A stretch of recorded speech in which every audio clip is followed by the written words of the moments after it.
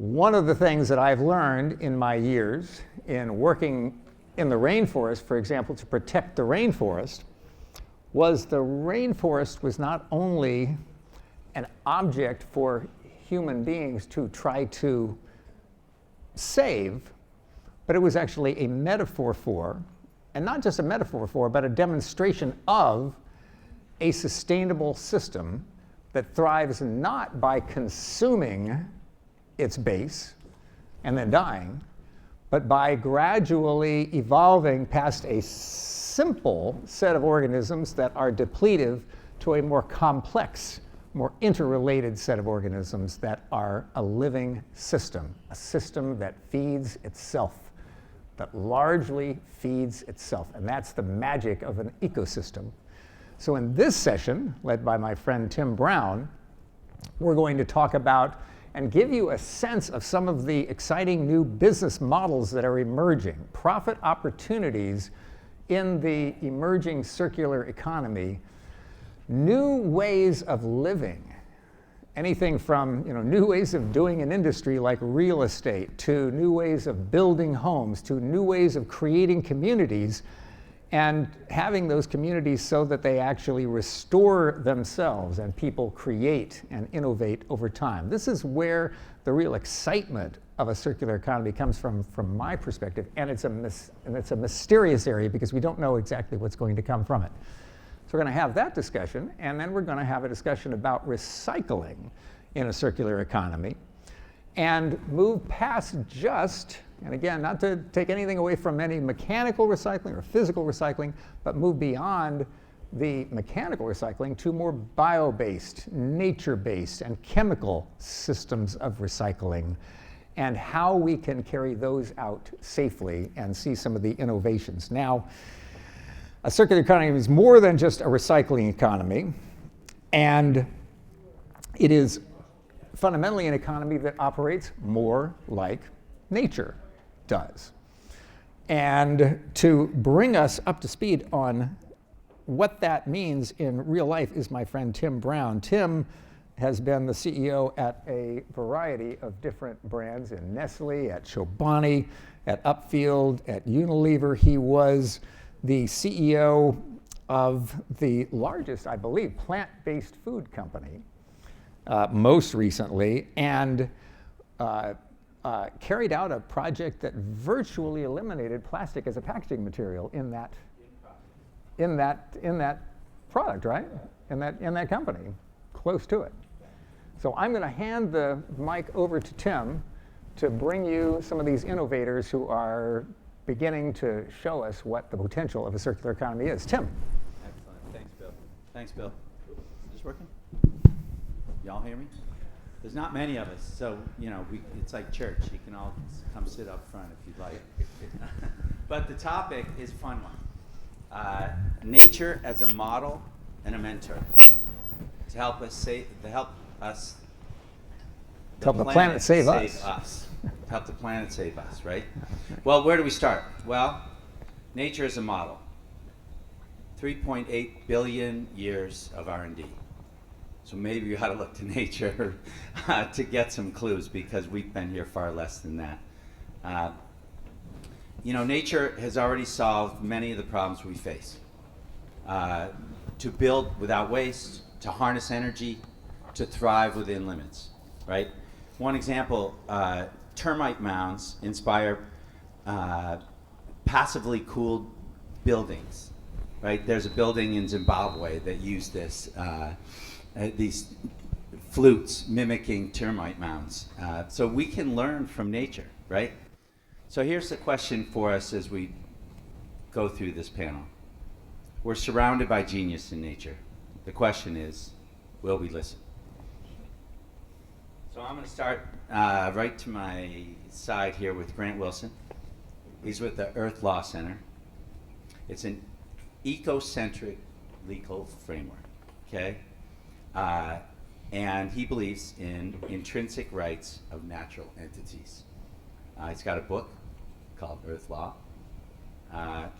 And to quote Grant, to halt and reverse the biodiversity crisis, Nations must transform their laws and societies to live in harmony with nature. Grant, welcome. What do you have to say? Hey, thank you. And just to say at the very top, harmony with nature, if you didn't know, is the new global goal in many circles, including the Biodiversity Treaty, where harmony with nature, not sustainable development, of course we're going to develop, but harmony with nature is the underlying goal, something that's advancing at the international stage. But let me step back. I am Grant Wilson. I am an earth lawyer. I say this to say that I directly represent nature and also future generations in the legal system. And Earth Law Center works to align human laws with nature's laws. So what can we learn from nature? Currently, our legal system is very, very unaligned with nature, and you can look at treating nature as property and infinite resource. We know neither of these things are true. So we create new legal structures that respect nature's intrinsic value and voice, and there's so much innovation happening in this space, it's almost unbelievable. So whether or not every idea in this space is for you, there's something for anyone here that you might be interested in. So I just want to give two quick examples with my introduction, about 2 minutes each. The first is in Peru. The Marañón River begins in the peaks of the Andes. It flows through a canyon that's twice as deep as the Grand Canyon, all the way into the heart of the Amazon rainforest as the major tributary to the Amazon River, where it sustains life and local indigenous communities as well. But this river is polluted by oil and by infrastructure threats. So a group of indigenous women, the Kukama Indigenous Women's Federation, sued on behalf of the river.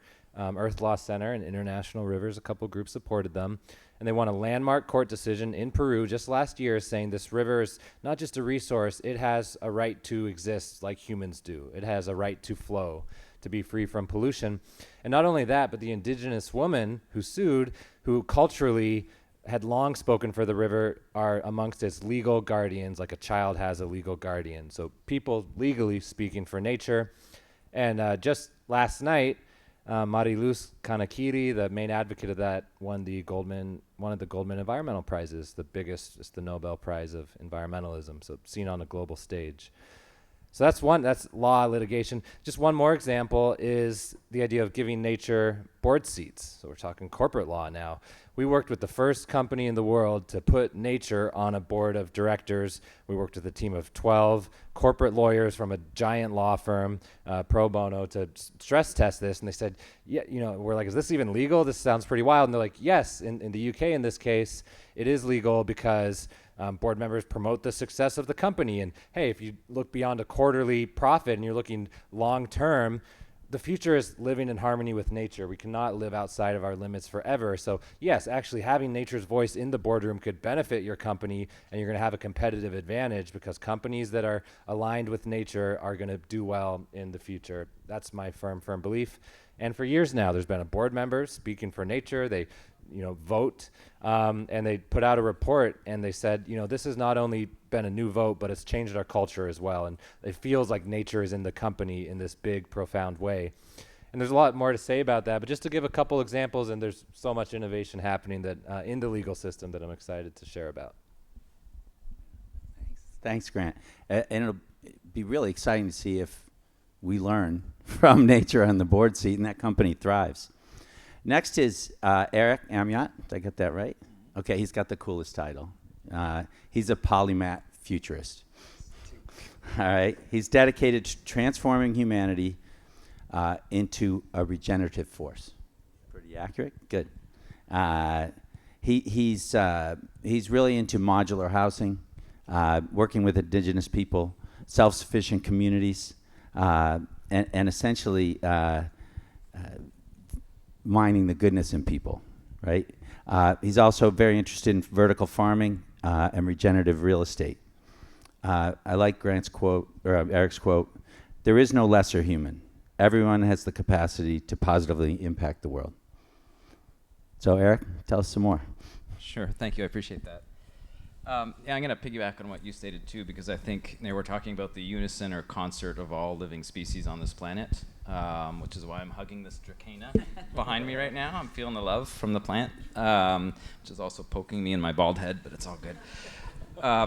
So So my personal and professional mission is to make humans a keystone species again, specifically, and very intentionally. And I think that one of the ways for us to begin to do that, to wrap our heads around and our hearts around what that means, is to understand that it's not just we, Homo sapiens, that have rights on this planet, that we all do. Our rivers, our canyons, our trees, the hummingbird, the bison, et cetera, et cetera. And I think for us to really understand how we can steward and be a keystone species, meaning that everything that we do brings life, generates life, so every footprint that we leave can and should leave a trace in the sense that it's bringing about a positive change, that it's increasing biodiversity, that it's restoring and securing headwaters, that it's not just planting trees, but it's speaking the language of the forest. And I think that if we start to understand that we are friends with Dracaena, and with the rainforest and the rivers, that we have an obligation morally and ethically to stand up for those. Not just to say that, don't pollute the river, but to actually, and due to our agency as a human being, which actually gives us a greater sense of accountability and responsibility as a species on this planet, is that we understand the choices that we make. We understand that they're positive or negative, right? I mean, some of us choose to be blind to those effects and implications, but generally that's what makes us, I think, the ultimate keystone species on this planet, is that not only can we bring life to the plains and to the forests and to the oceans, but we also understand the debt and the benefit associated to our actions on a global scale. So I would say, first of all, thank you for the work that you do, Grant. I think it's absolutely important that you're giving a voice to nature around the world, and you're helping other people to do so too. But it's through that beginning, that spark of relationship with the river, that we can begin to understand her and understand our role more greatly. Excellent. Thanks, Eric. And I think as we move through, and this becomes a conversation, thinking about how we pivot from stand up for to learn from and copy, right? And it's harder to do that when at first you need to stand up for literal survival. But then now how do we learn from everything in nature? Next is Jim Blackburn. He's an environmental lawyer from Texas, the great state of Texas, as someone said at lunch, right? But he's also a lot more. He's a planner and an educator. He's in Houston. He works out of Rice University. He teaches sustainable design. He also teaches how to apply energy and water. One of the things, in a more practical manner, Jim has a program called SPEED. It's disaster planning. He lives in a part of the world that sees the effects of climate change, and he's on the ground helping people. A good quote from Jim: "Earth is a church, a place to enjoy life and connect with life." So Jim, welcome. Oh, thank you, Tim. And can you all hear me? It is really wonderful to be here with, these types of discussions. I'm an environmental lawyer. I've spent much of my career trying to fight for the Texas coast with some success. We haven't established, I would say, the rights of nature nearly like what you're talking about, but I think it's coming. But what I'm amazed at is the economic transition that's occurring. And I think many of us are frustrated and almost horrified about the slow rate of progress. But as an environmental lawyer, we started off with end-of-the-pipe controls, Clean Water Act, Clean Air Act, basically something that was an add-on at the end, never made it to the boardroom. And I would tell you the discussions have now fully migrated into the boardroom of every corporation. And I think we're at the point where I would call it a revolutionary transition in the way that we're thinking. And I don't think there's been enough talk about the fact that we are truly in an economic transition.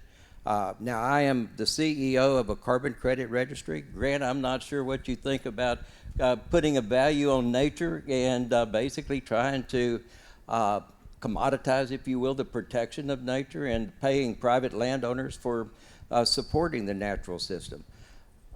I basically see that my goal, at least in what I'm trying to do with BCarbon, the nonprofit, is to enable the change, to try to make it easier, to try to make it smoother.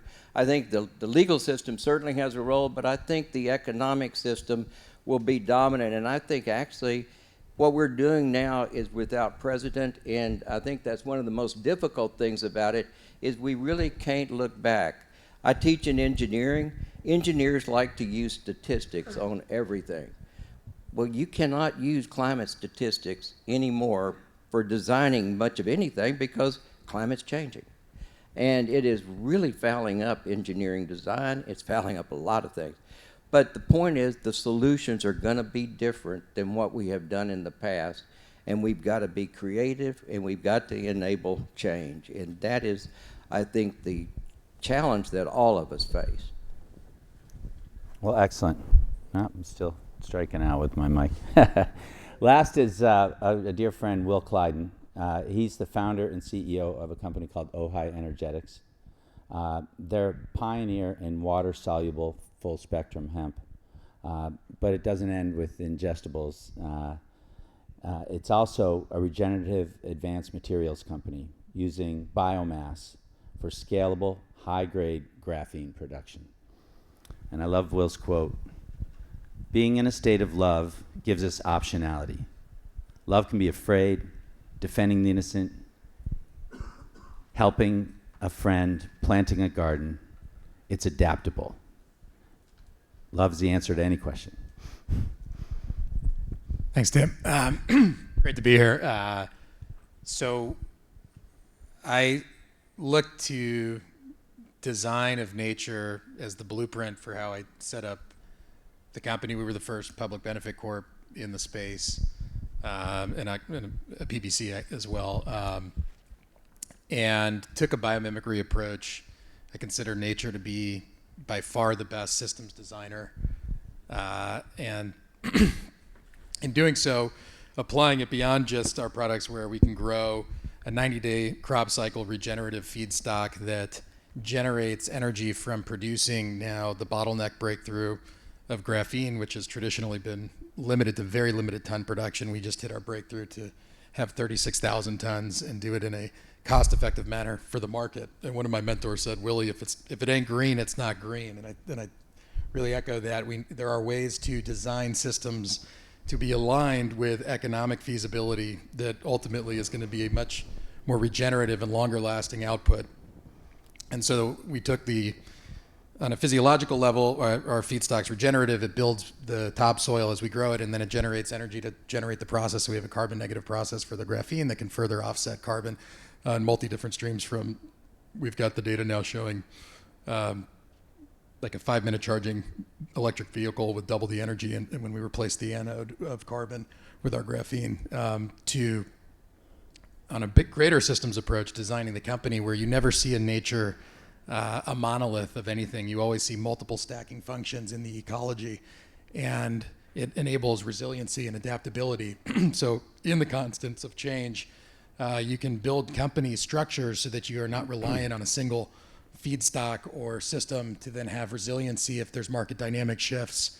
And so you can actually take that approach of nature in how you're hedging, because nature always hedges. And you can take a systems approach, which tends to require a higher upfront capital cost, but then you design in harmony with nature, and through that mimicry, you can then have a longer term, more maximal output with nominal input once the systems really kick into gear. And it's a pleasure to be here. Thanks, Will. Look, here's another quote from Bill McDonough. In nature, the waste of one system becomes food for another. Nutrients flow perpetually in a regenerative cycle.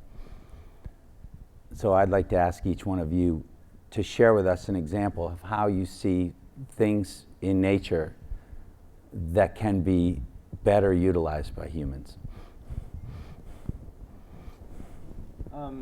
Just the quote generally reminded me of this movement towards bioregionalism. Bioregionalism is sort of a critique of arbitrary political borders where ecosystems are managed differently on both sides of the borders, and also maybe a critique of our environmental laws generally, which typically segment different ecosystem types and habitats somewhat arbitrarily. For example, we have a case on the Elwha River in Washington State. They removed these dams from the Elwha River. It's free flow. It was the biggest dam removal in the world before the Klamath, and life restored itself. That was great, but there's different rules and different managers of the forest that are right along the banks of the river, and those can be clear cut. So why is that? And so recognizing this larger interconnection of all life, which you can extend to a watershed level, that makes a lot of sense. Like, why are we not managing more? And we do some watershed by watershed. And it was actually a Republican lawmaker in Wyoming who kind of innovated this idea of start managing by watersheds, or a bioregional approach where it's bioregion by bioregion. And there is a movement towards bioregional governance, governing based on bioregions. And I'll get back to your question. But one example of that is the Salmon Nation, which is very similar to Cascadia. Everywhere the salmon swim upstream in the Pacific Northwest can be defined as the Salmon Nation. And hey, why aren't we governing based on this larger system? And maybe government won't step in and do that right away, which I understand because there's political boundaries. It's complicated, but you can create trusts, corporate trusts.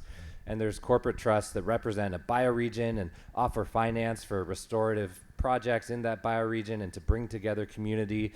So, to kind of answer your question, utilizing these different parts of nature in a different way, I think, doing so on a bioregional scale is really important. And not only does that create, restorative economies, restorative agriculture, and these a cohesion in a place, but it creates a culture of appreciation for the bioregion that you live in. So I think all these examples of legal innovations, rights of nature, rights of future generations, seats for nature on boards, bioregional governance, it's all about law, but law influences culture dramatically and vice versa. It's a virtuous circle. So there's a lot to be good from implementing these innovations. Eric, you want to build on that? Or Sure, and only because this serves a purpose, I'm going to say I'm seriously feeling the love right now from this guy. So I think I beg the question of, and you stated leveraging or utilizing nature, right? So how you led us into this conversation, or something of that nature. mimicking, copying, learning from. Mm-hmm. Well, yes, certainly I'll agree to that. So I think that one of the things that we need to do right now is to learn. And we need to learn the right language because it matters. It sets precedent and intention moves to action. And I think that one of the questions that I would pose today is, are we working with nature-based systems, or should we be working with nature-guided systems? And I think that's just mincing words maybe to some people, but the reality is that if we're using nature-based, it still permits us energetically and potentially ethically and morally to be extractive, possibly. But if we're using nature as a guide, and we're listening to her, we're learning the language of nature, then it might provide a more intimate framework from which to build future societies, civilizations. More effective?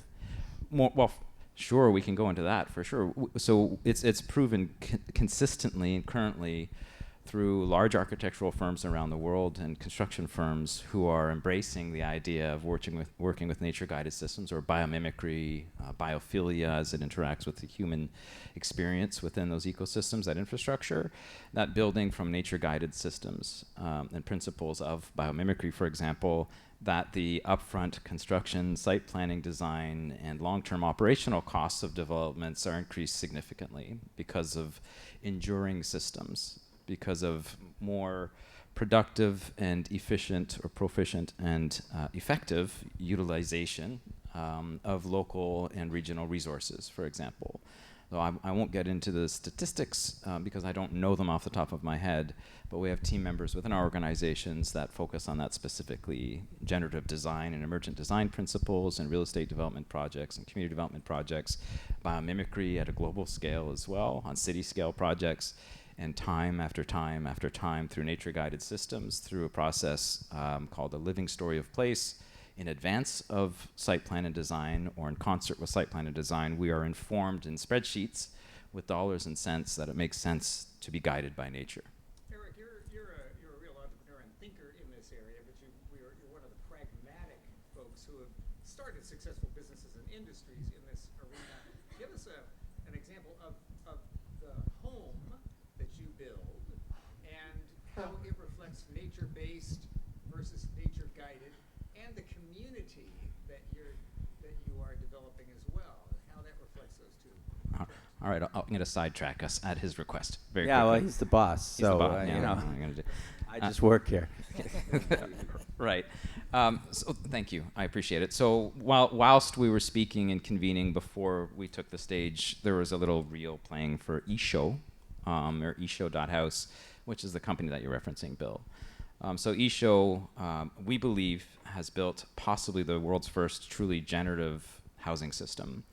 A home that uses not only biomimicry and the principles of biophilia, but also sacred geometry and human design in the architectural design and engineering of residential envelope.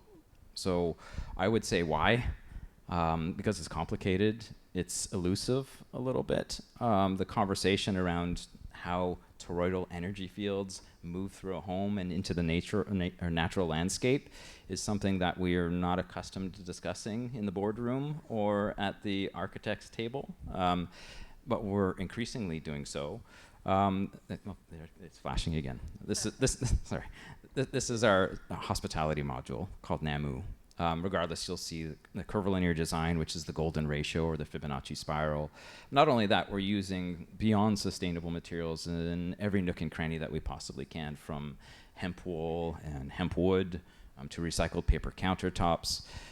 It is more expensive now, but it won't be for long. And the reason being is simply a statement by which I live, which is I can, therefore I must. And the reality is that I have no freaking clue what I'm talking about most of the time. But I'm learning. I'm open to learn. And more importantly, I'm open to listen because I don't know what I don't know. So is it more complicated to build a curvilinear home that is hurricane, wildfire, and earthquake resistant, that uses only sustainable or beyond sustainable materials, and trying to convince people that it's probably worth the extra 25% cost per square foot? It'd be so much easier if I was building affordable housing. However, it's a net yeah. exercise, right? And I think Yes. people are more and more gravitating to understanding that it's the net outcome they're looking for. Jim, why don't you give us that in Texan? Well, I want to go back to that earlier conversation about the inner person and that outer person that comes out and kind of meets and really meets the reality. The Texas coast is hard on reality, I can promise you that. And the inner person that wants to protect the environment comes head on with the economy that has not been protective of the environment in the past. And in looking at solutions, photosynthesis is the best carbon capture technology ever. And I mean, we've got people that are spending fortunes trying to technologically capture carbon. I think we should be expanding the nature-based capacity to remove carbon dioxide from the atmosphere. We've got plans that we have put out to restore 1,000 miles of, or to protect 1,000 miles of living shoreline of marsh that's going to be lost to sea level rise if we don't protect it. We want to basically convert, reconfigure, reestablish the prairies of the United States as a carbon sinks. There's forests to be replanted. All of this can be done. We have to manage landowners, at least in Texas and in the United States, and money talks in that management. And so the practicality is if we can get the right economic signals to back up the, if you will, the wonder of nature, not to work against it, but to work with it, I think that we would absolutely transform this discussion. Well, how do we capture people's hearts and minds on this stuff? Hearts and mind. Well, dollars and passion and longer term outcome, right? There's immediacy of feedback loops, and then there's longer term feedback loops. And if we look at how nature designs, let's say there's a disrupted ecosystem, you have a first phase effect, tends to be like the thorny pioneer species. They're a little rougher and more limited in scope, but that establishes kind of a protective network. And then as the sessions come in, you start to get more biodiversity and more gentle interactions, but then more feedback loops and generation of feedstock and nutrient flows, so it gets richer and the payments get a little bit more ready and direct. So I think there's a part of it is we have to realize that in the current phase, there has to be an economic alignment for many parts of it, but also seeing that there's an economic investment and then the future returns. And like you were talking, the intangibles of building in the fee, which is right, nature uses all the time for design. There's now data coming out showing that natural exposure to systems enhances kids' ability to learn in school, for example. So there's a lot of intangibles that are starting to come to the fold. So if we are looking future forward and then also realizing that we need to make payments, but figuring out the ways, like you said, to align with nature as opposed to try and harness it or control it, we can find, I think, flows that make that initial catalyst to get to that secondary, third stage of where the money starts and the longer term benefits of the environment start to feed back into the system, and knowing that there is an initial stage of capital or energetic cost that's not as inherently ready as some of the future stages. And I think people get excited with money, and they also get excited with protecting environments and ecosystems and giving a future to their children. So I think it's figuring out and learning and listening to nature on how to get there. I think, like, you look at us as a species, we can see, and I think you were talking about returning to the keystone species. Other times you see massive blooms of populations, hyperconsumption in nature, because we are integrals of nature. It tends to be not parasitic, in fact, but rather a good example that I think matches our special relationship is like a caterpillar. A caterpillar is ferociously hungry and will nearly destroy a keystone species.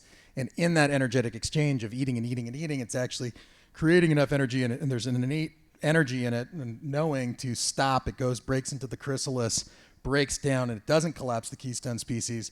And initially, the immune system of the caterpillar, it's in a mush, and then these new cells emerge, the imaginal cells, and they're carrying the DNA of the next iteration of itself. And initially, the immune system, the old guard or paradigm, kills it right away. And then it continues to persist, and then at critical mass, which is thankfully around 14% that tends to carry, it goes, this is actually a future version of myself. And so at that point, there's a rapid kind of exponential recoding, and it becomes this butterfly that then has to break free, and it does break free. And now you've got a multi-ecosystem pollinator that goes from nearly collapsing an ecology, and it needed to go through that energetic consumption phase to then break free and actually build multiple ecosystems. So I think that is innately who we are as a species, and our urge to protect nature is here, and we are those imaginal cells, and I do believe we've hit that critical mass. So, But Will, one of the things that's really fascinating about what you just said, how many million years did it take to evolve that system? Exactly. And we're trying to do this tomorrow perfectly without making a mistake. It's not going to happen. And I think the right to be able to fail is the most important thing in this whole conversation. And boy, we just we push people against the wall and nail them for failing, when frankly that's how we got here, was with failure. And I don't know how we integrate it into the system, but I think it's one of the most important variables. 100%, right? Nature is the best R&D factory of fail fast and learn and adapt, and it's that adaptability that enables the millennia to get us here. Yeah. Well, you've just given me another perspective of where we're at as a species right now. So I would say we're in our mushy chrysalis state right now, right? Yeah, we're in the chrysalis. and I think that we're at the point where the imaginal cells are going, hang on, this is a future version of myself. I'm going to stop killing. And what actually happens is the immune system of the previous paradigm or caterpillar, at that stage, at the critical mass, it no longer kills them off. It forms a protective barrier and enables rapid encoding of the imaginal cells. Now, of course, there's still rogue pockets, but they're vastly outnumbered at that point, and it's an inevitable. Once the scale's been hit, it's done. So Eric, you see, and I agree, we're in the butterflies chrysalis. coming? I do see butterflies coming. I'm wondering how many pet butterflies you've had as a kid. I got to say that butterfly analogy was fire. You threw that down, and I really appreciate that. Yeah, no, that's great. My jaw was on the floor. Actually gave me a lot of hope that there's like this other side. So thank you. At the risk of suggesting biomimicry based on an animal that's nowhere near that fire of an analogy, I was also thinking of other animal societies that we can learn from. One I thought of is the bonobos. Actually, last time I was at EarthX, I met the bonobo expert. Is that person here right now by chance? And they taught me that the bonobos are this matriarchal society that is very empathetic and sharing, and they solve disputes. And I have to think that maybe there's more matriarchy we can learn from in nature in our own society, and like the bonobos. And I also thought of wolves. I first got into environmentalism learning about the ecology of fear. And wolves just came back to my hometown of Washington. They'd been extirpated. They came back. I was so excited. And I learned about the ecology of fear, where, without wolves, the ungulates are the deer and elk. They're trampling around the rivers, causing all this soil erosion and so forth. But the wolves come back and kind of keep them in check, and makes me think of checks and balances in political systems as being important as well. So just to add some more, there's a lot you can learn from animals, I think. That's awesome. Eric, did you have anything you want to jump in? It's a fascinating conversation. Here's a challenge. We have a diminishing curiosity in the world. And I don't think there's an animal that's been through a similar experience as doom scrolling every night, and how they evolved out of that. But how do we appeal to the masses? How do we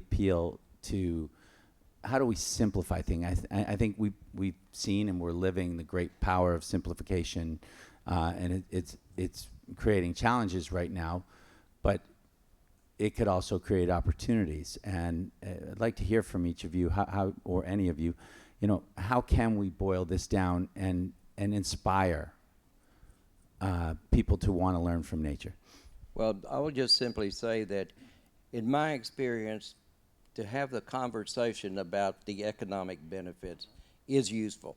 I mean, when people responding, everyone that I've talked to, whether it's a rural farmer or if it's a worker in town, is worried about where the next job's coming from, where the next meal's coming from. It's a reality. And I think that by talking in economic terms, we can have a conversation with anybody about any of these issues.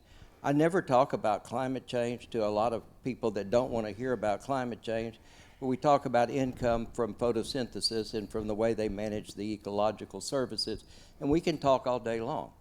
And so to me, that's a key piece, is to be able to carry an economic message along with, for me, a very kind of heartfelt, kind of philosophical reason for living message, which is my relationship with the earth. But that's not where most people are, where a lot of people are.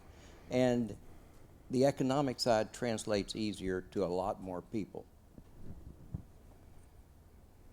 And the market is a form of energetic exchange, right? I mean, that when we go down to it, it's efficiency of exchange, and I think we are valuing longer term benefits and stores and trusts, like you've mentioned. It's clearly happening in the market. The market's clearly responding. You have more. Nature is on a board of a company, right? And it is happening through the market. And I think also teaching it more, right? We're getting closer to.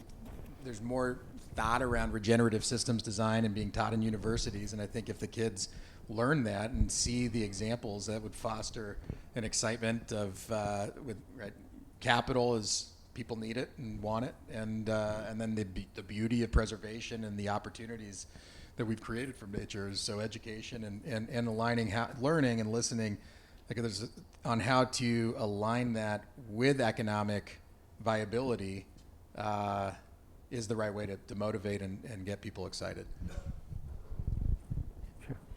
Yeah, I'll say an idea that's a little bit niche, but I really believe in getting decision makers out in nature.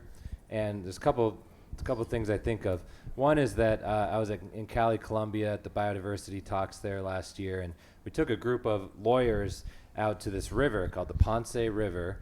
It has rights in Colombia, and there's a guardian that speaks for it. It's really cool. And I'm like, hey, we're representing nature. Like, we got to ditch these negotiations and like go to the river.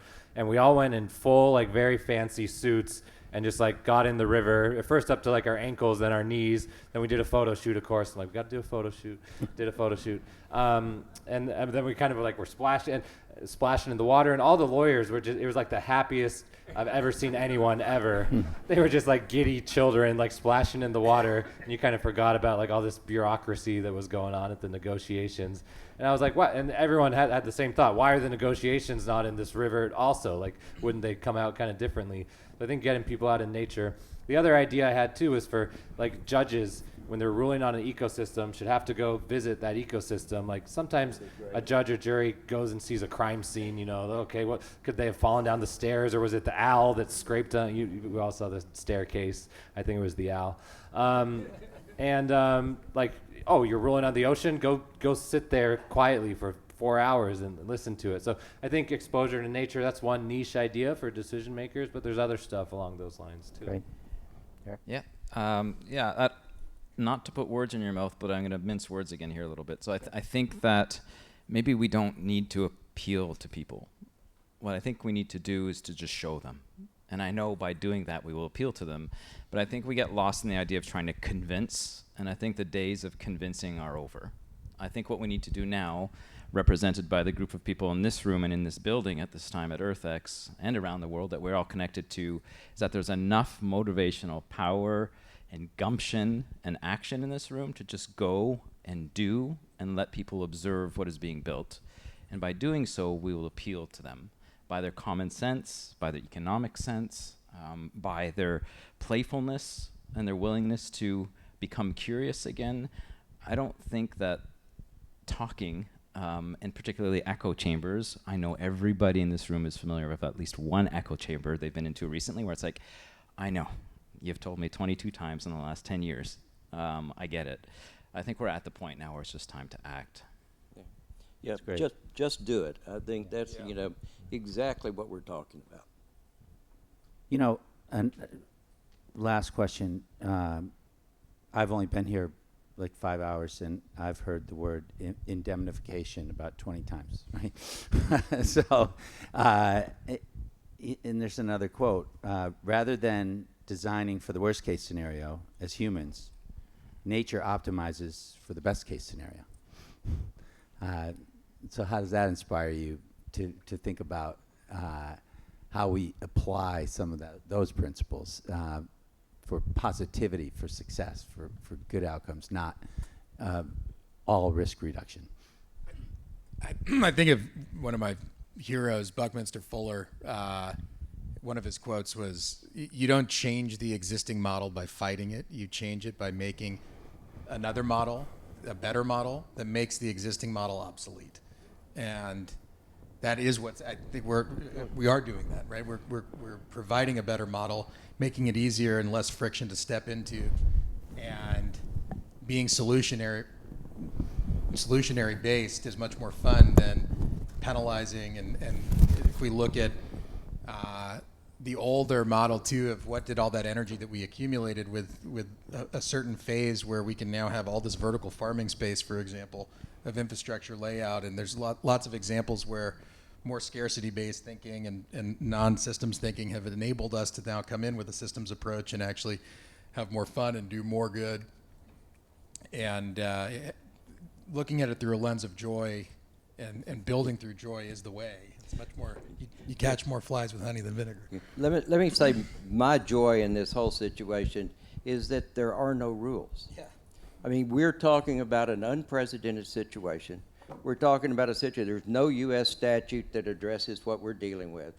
And it is in front of us to make these changes happen. And what I'm trying to do with the carbon work that we're doing with the carbon registry is to enable change as best I can. It's one small contribution. I think everybody that I've heard talking is trying to make contributions in different ways, but it's about doing it, and it's about making it happen in the absence of rules.